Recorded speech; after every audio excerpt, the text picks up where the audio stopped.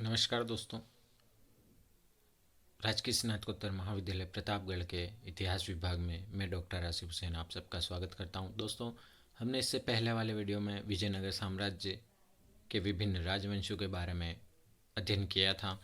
आइए इस वीडियो में हम या इस परिशिष्ट में हम बात करते हैं विजयनगर साम्राज्य के प्रशासन और विशेषताओं की।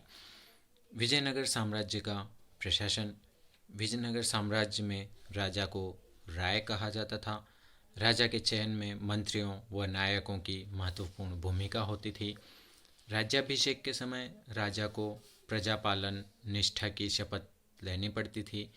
विजयनगर काल में दक्षिण भारत में प्रचलित संयुक्त शासन की प्रथा का निर्वाह किया जाता था। युवराज की नियुक्ति के बाद उसका राज्याभिषेक किया जाता था, जिसे युवराज पट्टाभिषेकम कहा जाता था।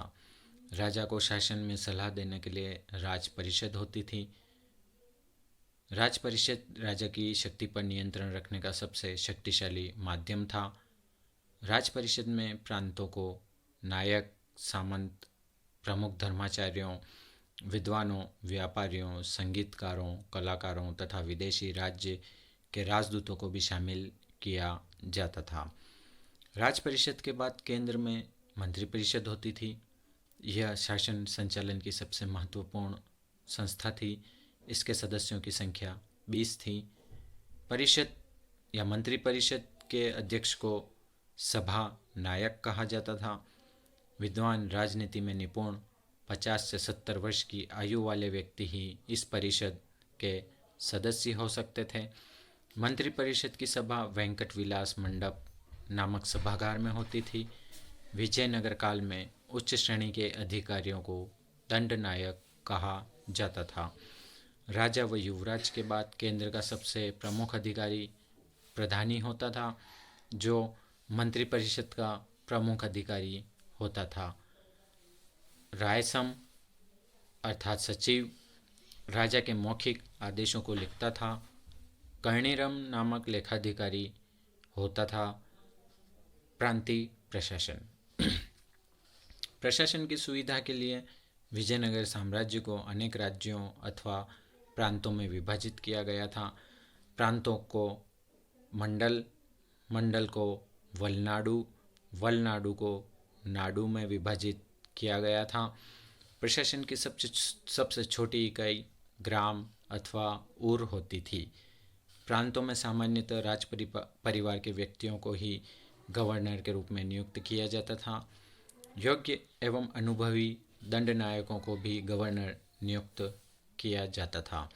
गवर्नर को नए कर लगाने, पुराने करों को माफ़ करने, भूमि दान देने तथा सिक्के प्रचारित करने का अधिकार भी था। प्रांत में कानून व्यवस्था बनाए रखना गवर्नरों का सबसे प्रमुख कार्य था। विजयनगर साम्राज्य की सबसे महत्वपूर्ण विशेषता नायंगर व्यवस्था थी। नायक भू सामंत होते थे, जिन्हें सेना के रख रखाव के लिए वेतन के स्थान पर भूमि प्रदान की जाती थी। इस भूमि को अमरम कहा जाता था। इस अमरम भूमि को प्राप्त करने वाला अमर नायक तथा इस व्यवस्था को नायंकर व्यवस्था कहा जाता था। नायकों को गवर्नरों से अधिक स्वायत्तता प्राप्त थी। नायकों के स्थानांतरण भी नहीं होते थे। नायक धीरे धीरे आनुवंशिक होते गए थे। नायंकर व्यवस्था ही विजयनगर के पतन का एक प्रमुख कारण था। अच्युत देव राय ने नायकों पर नियंत्रण रखने के लिए महामंडलेश्वर नामक अधिकारी नियुक्त किया था। स्थानीय प्रशासन। विजयनगर साम्राज्य में शासन की सबसे छोटी इकाई ग्राम थी। ग्राम पंचायतें प्रायः स्वशासन के आधार पर कार्य करते थे, यद्यपि उनके अधिकार सीमित थे। चोल चालुक्य काल की तरह विजयनगर में भी सभा व नाडु प्रचलित थी। ग्राम सभाओं को गांव की सार्वजनिक जमीन बेचने का अधिकार था। यह सभाएं राजकीय करों को एकत्र करती थी तथा राजकोष में जमा करती थी। इन्हें दीवानी तथा फौजदारी मुकदमों का फैसला करने का भी अधिकार था। ब्रह्मदेय अर्थात ब्राह्मणों को दान में दी गई भूमि को चतुर्वेदी मंगलम कहा जाता था। नाडू गांव की बड़ी इकाई थी। इसकी सभा को नालवर कहा जाता था। इनका अधिकार क्षेत्र बड़ा होता था। विजयनगर में ग्रामीण प्रशासन की एक महत्वपूर्ण विशेषता आयंगर व्यवस्था थी। इस व्यवस्था के अंतर्गत प्रत्येक ग्राम को एक इकाई की तरह संगठित कर इस प्रशासन के लिए 12 राजकीय या शासकीय व्यक्तियों की नियुक्ति की जाती थी। इन 12 व्यक्तियों के समूह को आयंगार कहा जाता था।